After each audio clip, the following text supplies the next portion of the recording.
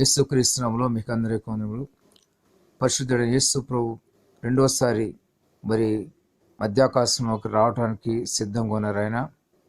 ఆయన రాకడ వచ్చినప్పుడు ఎవరైతే ఇక్కడ పరిశుద్ధంగా పవిత్రంగా జీవిస్తూ సిద్ధంగా ఉంటారో వారందరూ కూడా మరి మధ్యాకాశంలో యేసు ప్రభు దగ్గరికి చేరుకుంటారు. కాబట్టి ప్రతి ఒక్కరు కూడా నిర్లక్ష్యం లేకుండా మరి దేవుని యందు భయభక్తులు కలిగి పరిశుద్ధత కలిగి పవిత్రత కలిగి ఉన్నట్లయితే కనుక మీరు రాకడ ఎప్పుడు వచ్చినా కూడా ఆయన దగ్గర చేరుకుంటారు. ఒక నిర్లక్ష్యంగా ఉంటే కనుక మరి నిత్య నరకాగ్నికి వెళ్ళిపోవాల్సి వస్తుంది. ఎందుకంటే రెండు ఆప్షన్స్ ఉన్నాయి.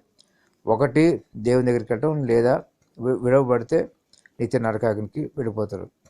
ఇంకొకటి తెలుసుకోండి, భూమి మరి అది దానికదే పాపలందరూ కూడా భూమి మీద ప్రతి ఒక్కరిని కూడా ఆకర్షించుకుంటుంది, భూమి లోపలికి పాతాళంలోకి లాక్కుంటుంది.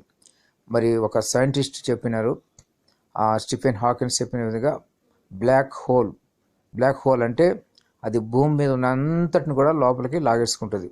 మరి ఒక రోజున అవి జరగబోతుంది. అది ఎప్పుడంటే దేవుని రాకడ వచ్చిన తర్వాత విడిచిపెట్టబడిన ప్రతి ఒక్కరు కూడా మనుషులే కాదు, భూమి మీద అంతా కూడా లోపలికి లాక్కొనబడి మరి పాతాళంలోకి వెళ్ళిపోతుంది. కాబట్టి తెలుసుకోండి, లేని పక్షంలో మీరు చాలా నష్టపోతారు. దేవుడి మాటలు మీకు దీవించాల్సి కాక. ఆమేన్.